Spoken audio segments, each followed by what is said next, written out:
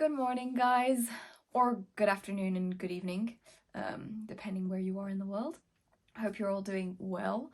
Today I'm going to be talking to you about my Bouldering World Cup season. Start off, if you follow me on Instagram, you'll know that I've only had two Bouldering World Cups this year, which was Meiringen and Innsbruck. Meiringen didn't go too well, and my season could have potentially stopped then, but it didn't, luckily. And then the second Bouldering World Cup that I had was in Innsbruck, which went much better.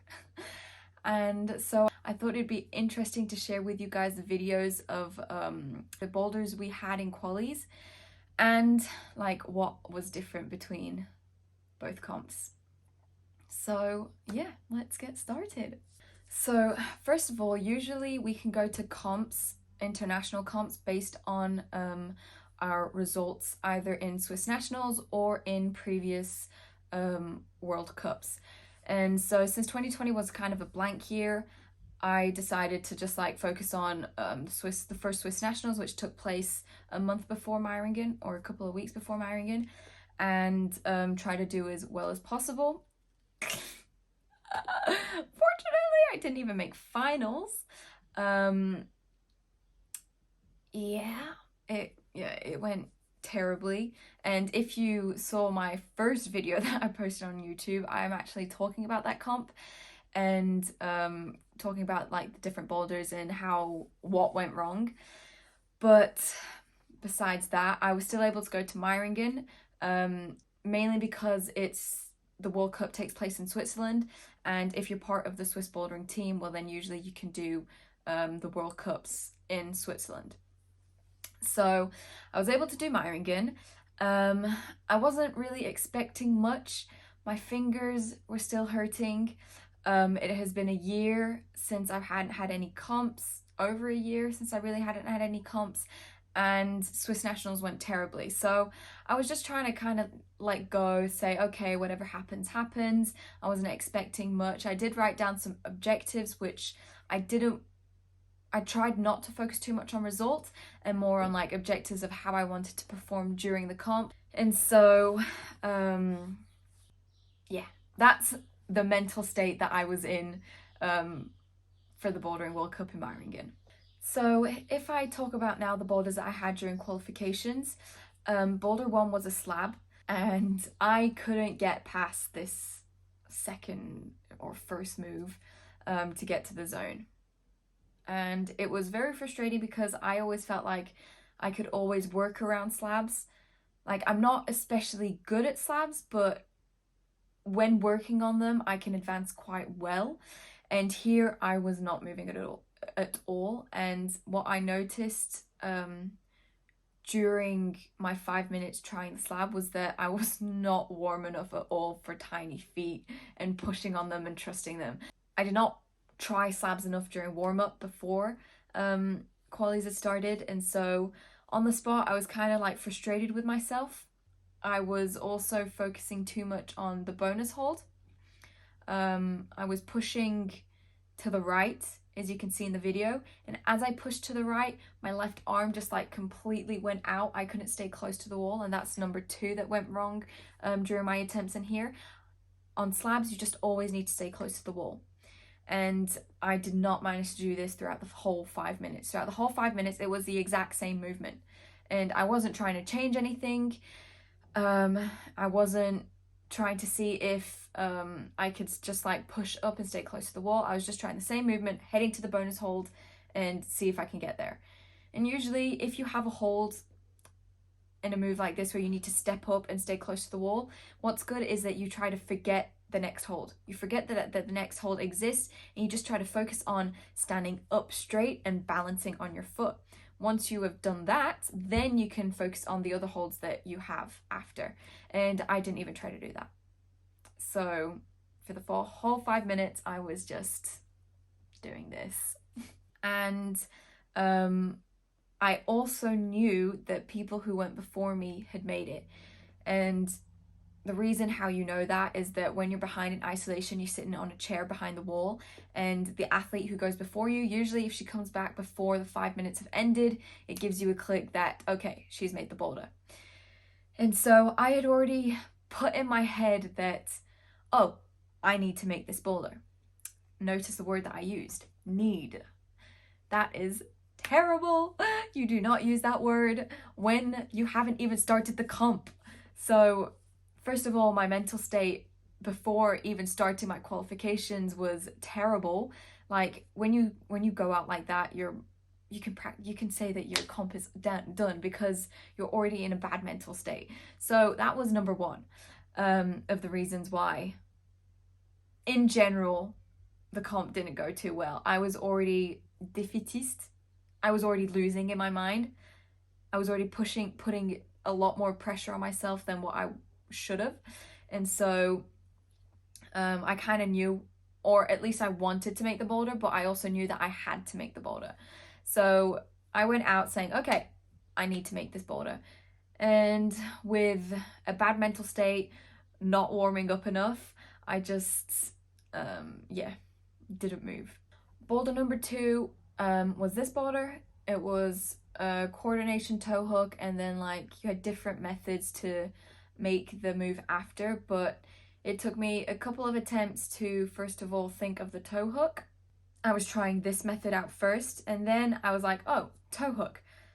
And it took me a couple of attempts to get the toe hook, and afterwards I was very stretched out, like trying to match I think it was the bonus hold. Yeah, trying to match the bonus hold. And then I was always trying to like jump and put the foot onto the triangular volume, which didn't work. And once again, when I was on boulder number 1, I saw that the girl next to me had topped boulder number 2. And so I was like, okay, I got to do boulder number 2 too. So yeah, I was in that mental state throughout the whole comp, and that is a mental state that is not good to be in. But I also didn't think of different methods. So like I completely missed this foot when I'm trying this attempt, and I only finally decide to put my foot up on my final attempt where I'm closer to making the move. But what you could have also done was match and then put your left hand out and try to touch the volume, and then that would stop the swing. Except matching was quite hard for me. Like I could barely put my right hand into the hold. So I was always just trying to jump, and I never managed to hold the move. So that boulder I didn't make either.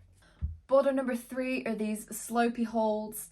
When I first looked at the boulder, I was like, okay, this looks doable. I also knew that many other people had made it since they had come back into isolation before their time was up. That's one thing that I need to stop doing too, comparing myself to others. I just got to focus on myself, and that's one thing that changed hugely when I was in Innsbruck. But yeah, so boulder number 3 were these slopey holds.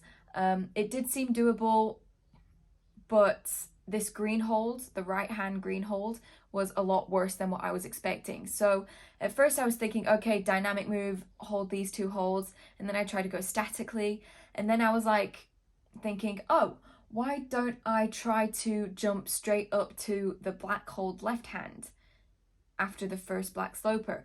And I didn't try that method, even though it did come to me quite early. I didn't try that method until my last attempt here. And in my last attempt, you can hear the buzzer go off. In my last attempt, I managed to grab that hold. I managed then to use the green and go to the bonus, but then the buzzer goes off, means my time is up. I have to come down, and I don't make this boulder either, unfortunately. Boulder number 4 was kind of a crimpy physical boulder, completely my style.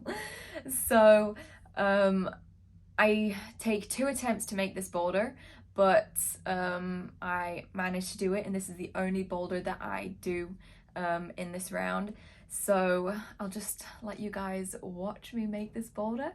But yeah, I went pure strength. I squeezed every hold possible.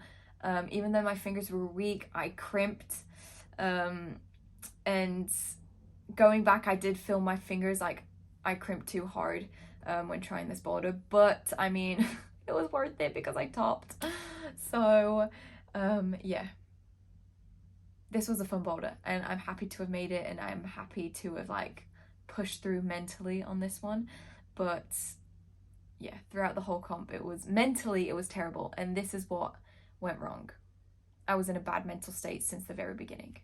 And boulder number 5, these yellow holds, it starts off with a jump, which takes me a couple of attempts to make first, and then I didn't read the boulder well to go grab the bonus hold, so it takes me a couple of attempts to get to the bonus hold. Well, the method that managed to get me to the bonus hold was putting my left foot out and then bumping to the bonus hold like you see here. And then the end, I was just always trying the same thing. Undercling, crossing over to a tiny yellow hold, and I just wasn't strong enough to hold and lock off my whole body to go grab that small crimp, to go slow enough to that small crimp. And I didn't even like bother trying something else. I did think of other things that I could have tried, but I didn't try them, which is bad. You've got to try different methods if you feel like those methods could work. But yeah, I just take 5 minutes trying the undercling, and I get pumped on my very last attempt, so this boulder I don't make either, unfortunately. So now before I talk about Innsbruck, I just want to also talk about how my mental state changed and what affected my mental state from Meiringen to Innsbruck. And one of the reasons was, well, first of all, I've been working with a sports psychologist for a couple of years now, so that helped a lot.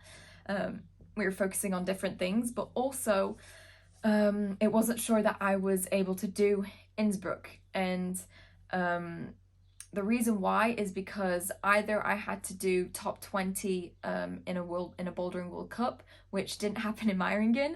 And since I wasn't doing Salt Lake City, well, I didn't have the chance to do that there.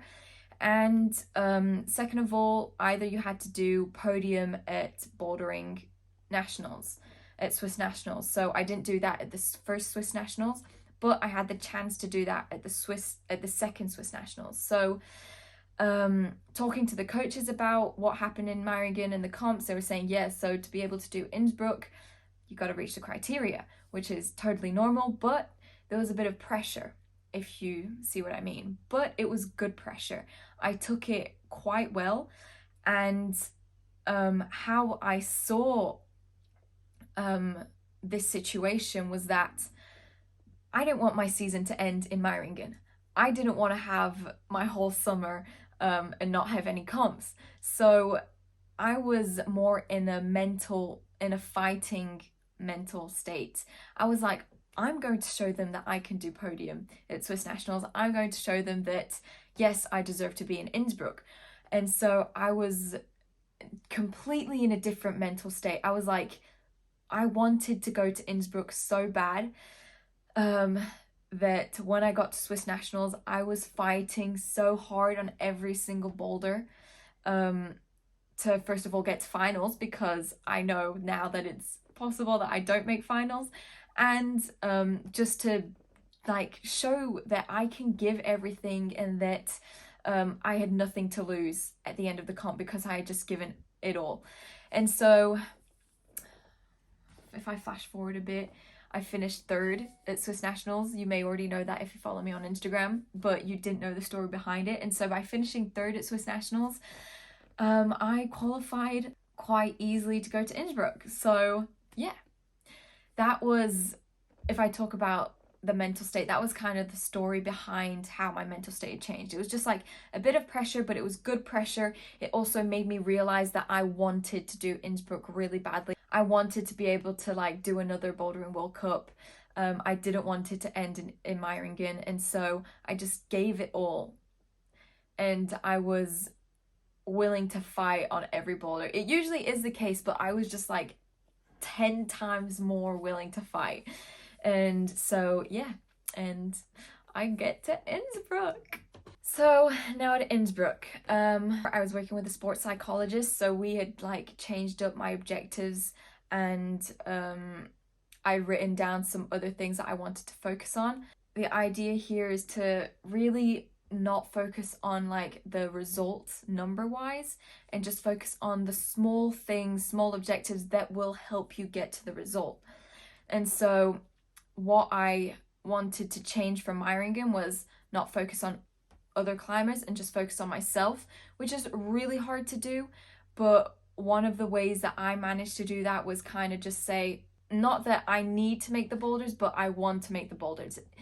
Like, Bouldering World Cups is, and climbing in general, is you against the boulder or the route or whatever you're working on. It's not you against other athletes. It's you wanting to push yourself in the boulder to make it. And so I focused a lot more on that aspect, where my objective was to top all boulders, whether it was possible or not, and that I don't care what others were doing. So that's kind of how I changed that aspect. And then also changing up my method. Like, if I know that this method will work, then I will work on that method. But if I see that this method isn't working and my time is running out, change it up. And so those were the kind of things that I wanted to focus on a lot more on during this comp, and that's what I did. Boulder number 1 was once again a slab. And it was more of a coordinated slab at the beginning. So this is what the boulder looks like. You have to go out to the right dynamically and hold this volume. It took me a couple of attempts to get there, 4 if I'm not mistaken. And then I managed to cross over, grab the bonus hold, and then it takes me a couple of seconds, minutes to figure out how I want to get to the next hold. At first I was thinking of pushing down on my left palm to cross, but it was very bad and I didn't feel like my palm could hold. So I was like, what am I supposed to do here to get to this next hold? And I completely forgot that the volume had a hole in it. And then at one moment you see me look back and I'm like, oh, there's a hold. And so I do a drop knee. In that, I managed to grab the hold. I get up and I'm on the last move. And when I get to this last move, I'm like, okay, I want to go left foot onto the last foothold before grabbing the end hold. But I'm on the volume and I'm like, I don't dare to change feet. And I'm going to be very annoyed if my foot slips when trying to change feet. So I'm just going to cross over, put my right, and then go. And unfortunately I fall off and I don't make the boulder and my time is up, so I don't have any more time trying this boulder. But yeah, I was very close to making it. Boulder number 2 are these green holds. It's kind of like a run start where you need to balance yourself on the big round volume, and you have a tiny hold that you want to block, that you want to use with your thumbs. And once again, it takes me a couple of attempts just to like get into the start position. And then once I finally get the first move, I managed to do the rest. It was a really nice boulder. Like, it was really fun to do. I completely surprised myself in the coordinative move, doing it flash, but it just went so fluidly and it went so well. I was like so surprised when I landed it. I was like, whoa, I made the move. And then got back into my zone and I was like, okay, now I got to push hard to this last move. I had no idea what to expect on the last hold, but I was like, I mean, it's got to be good when you have such a huge jump. And it wasn't that good, but it was good enough to hold. And yeah, so I managed to make boulder number 2. Boulder number 3 are these pink holds. Before starting this boulder, I was thinking of going dynamically, like you had to do this coordination move to get to the second undercling pink volume. But when I get onto the boulder, I use a completely different method that you can see here. I use so much strength and power during this attempt, and it takes me 50 seconds to do this attempt. So I'm climbing completely slow. Since I didn't think of doing the boulder this way, I'm like, whilst I'm climbing, thinking, okay, what do I need to do next? And it just takes me forever. But I managed to get the bonus hold. And this is something that not a lot of people manage to do, and which bumps me up quite a bit in the results. And so I get to the bonus hold. Unfortunately, my foot slips, but on my next attempts, I don't manage to get to the bonus hold once again. But that boulder was really hard, so I'm really happy that I managed to get the bonus hold. Boulder number 4 was also a really hard boulder problem. And you start off with these crimps and you need to cross over into another crimp, and then either you could go dynamically both hands, which I try. I also tried to go more statically to the bonus hold, which I don't manage to do, but I feel like I'm really close to making it. And then I also tried maybe like blocking off with a toe hook, but unfortunately I don't get the bonus hold on this boulder. But what I am happy with on this boulder is that I tried many different methods. Even though I didn't move, I'm quite happy with how this boulder turned out. And now boulder number 5. So boulder number 5, going out, I knew I had to make it. So once again, I get back into this state where I have to make it, but I controlled it much better. I'm like, I want to make this boulder. I know I can make this boulder. This looks like a fun boulder and I want to do it. So that was it. I was still in like a mental state where I had to do it, but I didn't put that much pressure on myself. And I also knew that I could make it. When I looked at the boulder, it seemed like something that I could do. So when getting onto the boulder, I realized that the toe hook is really far away and that I'm super stretched out to go to the bonus hold. So it takes me 2 attempts to get to the bonus hold, and then the method is to go grab the undercling to the left, but I'm way too stretched out to be able to keep my toe hook and go to like pull and go to the undercling. And then on my last attempt, I'm like, oh, change hands on the first hold, go to the undercling, and then go to the bonus hold. And this method works out so well. Like, oh, on the moment, I was fighting so hard. Like, I was giving everything on every single move, in which I'm really proud of. And then I get to the last move, and I'm like, this is my last attempt. I have to make this move. Bad mental state. I have to make this move. I hear everyone behind me cheering me, and what I wanted to do was change my feet, put my foot up onto the last hold, and then go, because jumping from where I was, it felt really far. And unfortunately, I don't manage to stay on the wall when trying to change feet, and so I fall off. But yeah, that was very unfortunate. So by not topping this boulder, I finished 27th. If I had either topped the first boulder or this boulder, I would have finished 13th, which would have put me into semis. But yeah, if we head back to result-wise, I did 1 top, 4 zones, and I finished 27th. And that's the same amount of boulders and zones as Meiringen. And in Meiringen, I finished 59th. So you can see the huge difference between comps and depending on how other people do. But since to get into semis, you only needed to do 2 tops and a certain amount of zones, and of course then attempts to get into semis, well, this pushed me up hugely in the ranking. So that's kind of it for my Bouldering World Cup season. But yeah, I hope you guys enjoyed this video. Yeah, if you did, don't forget to like, and if you haven't subscribed, don't forget to subscribe. It will mean a lot, and I'll see you in a week.